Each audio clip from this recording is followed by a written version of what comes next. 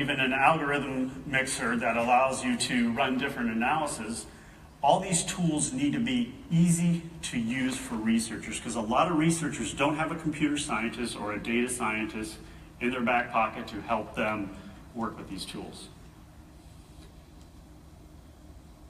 And from here, I'll have Chris highlight what we're addressing as far as access to data. Thanks, Isaiah.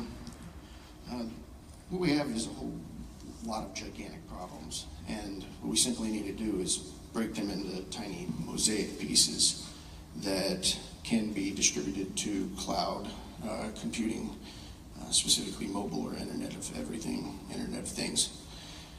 And with that, we can refine that data after it's been computed with Genie tools and artificial intelligence to essentially make a slice of the future.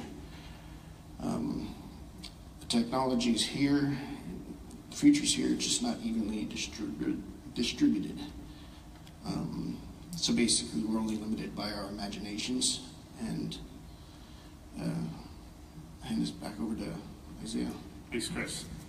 Anybody out here understood that? Please email us, because we need the help. But Chris is spot on. So let's tell a little story about this slide. What's interesting, when we say we're enabling the genius on Genie, we got all the way to the final production and misspelled genius. And I told our team, how in the hell can we say we're enabling the genius, we can't even spell it?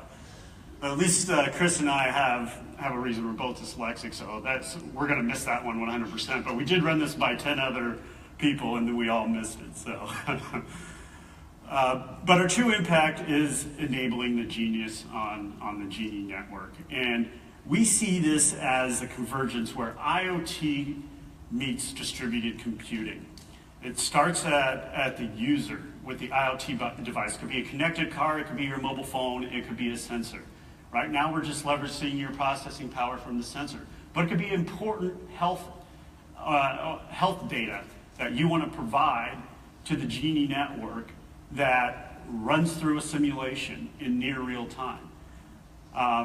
So Compute for Cancer will sit on the edge, enable that, interact with the Genie network, Internet 2.0, but then all funnel in through the tools that I talked about, that whether you're an academic researcher or an independent researcher can access. Thanks, Isaiah. We need your help removing the roadblocks. Facebook's created these solar drones. Google has their loons. They're opening up the planet for information. One of our advisors, Eric Weinstein, often speaks about unlocking the geniuses and scaling human intelligence. In fact, he always says, we're all born geniuses. We're taking this one step closer. We want to unlock the genius on the Genie network. As Chris would say, we want to let the genie out of the bottle. So, thank you. How can you help? We have our application downloadable. It's in beta. It's not fancy, but it works. It's downloadable on the Google Play and Amazon Kindle. If you have iOS, you can share it with your friends. You can even donate. ComputeForCancer.org.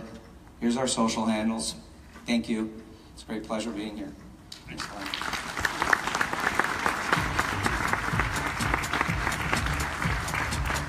Thank you so much, Gordon, Chris, Isaiah. I think this is a very interesting thing.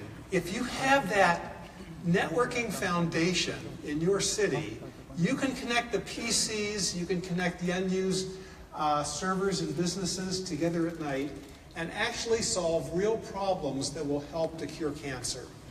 In order to test the efficacy of drugs, they need to go and simulate what a drug would look like attacking